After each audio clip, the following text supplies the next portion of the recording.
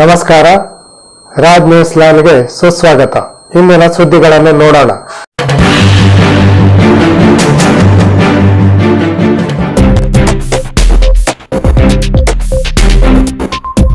ಚಿಗಳಿ ಜಲಾಶಯ ಎಡದಂಡೆಯ ಗೇಟ್ ತಕ್ಷಣವೇ ದುರಸ್ತಿಪಡಿಸುವಂತೆ ಮುಡಸಾಲಿ ಗ್ರಾಮಸ್ಥರ ಆಗ್ರಹ.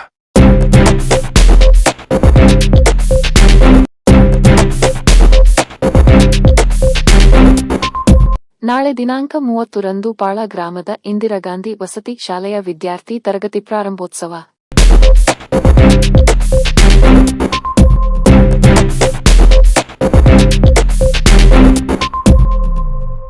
ಮುಂಡಗೋಡದಲ್ಲಿ ಎಡೆಬಿಡದೆ ಸುರಿಯುತ್ತಿರುವ ಮಳೆ ರೈತರಿಗೆ ಬಿತ್ತನೆ ಕೆಲಸಕ್ಕೆ ಅಡ್ಡಿ.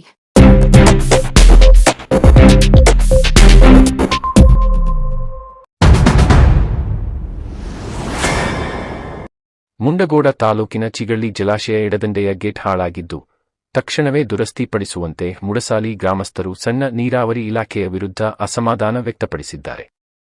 ಚಿಗಳಿಯ ಜಲಾಶಯದ ಒಡ್ಡು 2012 ಹಾಗೂ 2019ನೇ ವರ್ಷ ಮಳೆಗಾಲದಲ್ಲಿ ಒಡೆದು ಹಾನಿಯಾಗಿತ್ತು. ನಂತರ ಕೋಟ್ಯಾಂತರ ರೂಪಾಯಿ ವೆಚ್ಚದಲ್ಲಿ ಮರಳಿ ನಿರ್ಮಾಣ ಮಾಡಲಾಗಿತ್ತು. ಆದರೆ ಗುಣಮಟ್ಟದ ಗೇಟ್ಗಳನ್ನು ಹಾಕದೇ ಇರುವುದರಿಂದ 2-3 ವರ್ಷದಲ್ಲಿಯೇ ಗೇಟ್ಗಳು ದುರಸ್ತಿಗೆ ಬಂದಿವೆ. ಅಲ್ಲದೆ ಕಾಲುವೆಗಳ ಕಾಮಗಾರಿ ಸರಿಯಾಗಿಲ್ಲ ಎಂಬ ಆರೋಪ ಸ್ಥಳೀಯರದ್ದಾಗಿದೆ. ಈ ಹಿಂದೆ ಬಲದಂಡೆಯ ಕಾಲುವೆ ಒಡೆದಿದ್ದನ್ನು ಸರಿಪಡಿಸಿದ್ದೆವು. ಎಡದಂಡೆಯಲ್ಲಿ ರಬ್ಬರ ಪ್ಯಾಕಿಂಗ್ ಮಾಡಲಾಗಿದೆ. ಈ ಜಲಾಶಯದ 2 ಗೇಟ್ಗಳನ್ನು ಸರಿಪಡಿಸಿದ್ದೇವೆ.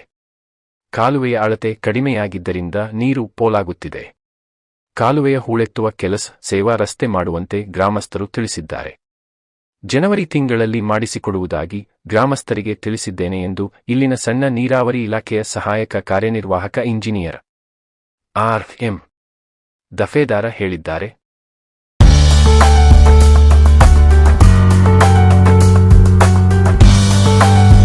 ನಾಳೆ ದಿನಾಂಕ 30ರಂದು ಪಾಳ ಗ್ರಾಮದ ಇಂದಿರಾ ಗಾಂಧಿ ವಸತಿ ಶಾಲೆಯ ವಿದ್ಯಾರ್ಥಿ ತರಗತಿ ಪ್ರಾರಂಭೋತ್ಸವ. ಮುಂಡಗೋಡ ತಾಲೂಕಿನ ಪಾಳ ಗ್ರಾಮದಲ್ಲಿ ಇಂದಿರಾ ಗಾಂಧಿ ವಸತಿ ಶಾಲೆ ವಿದ್ಯಾರ್ಥಿ ತರಗತಿ ಪ್ರಾರಂಭೋತ್ಸವ ಮತ್ತು ಪೂಜೆ ನಾಳೆ ದಿನಾಂಕ 30ರಂದು ನಡೆಯಲಿದೆ. ಶಾಸಕರಾದ ಶಿವರಾಮ ಹೆಬ್ಬಾರ ಅವರು ಮುಖ್ಯ ಅತಿಥಿಗಳಾಗಿ ಆಗಮಿಸಲಿದ್ದಾರೆ ಎಂದು ಪಿಡಬ್ಲ್ಯೂಡಿ ಸಹಾಯಕ ಕಾರ್ಯನಿರ್ವಾಹಕ ಅಭಿಯಂತರರಾದ ಮಹದೇವಪ್ಪ ಅವರು ತಿಳಿಸಿದ್ದಾರೆ.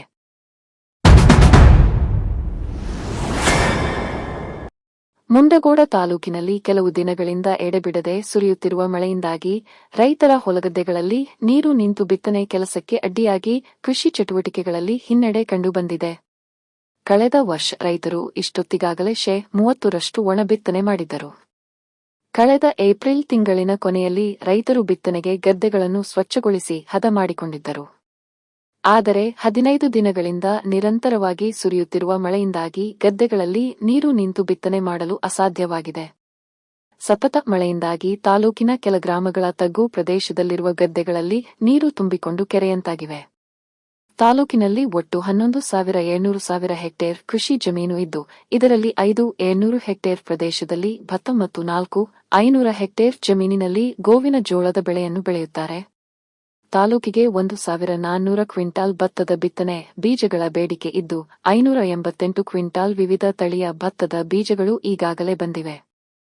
450 ಕ್ವಿಂಟಾಲ್ ಮೆಕ್ಕೆಜೋಳ ಅವಶ್ಯವಿದ್ದು, ಸದ್ಯ 200 ಕ್ವಿಂಟಲ್ ಮೆಕ್ಕೆಜೋಳದ ಬೀಜಗಳ ದಾಸ್ತಾನು ಇದೆ. ಸೋಮವಾರದಿಂದ ರೈತರು ರೈತ ಸಂಪರ್ಕ ಕೇಂದ್ರದಲ್ಲಿ ರಿಯಾಯಿತಿ ದರದಲ್ಲಿ ಬಿತ್ತನೆ ಬೀಜಗಳನ್ನು ಖರೀದಿಸುತ್ತಿದ್ದಾರೆ.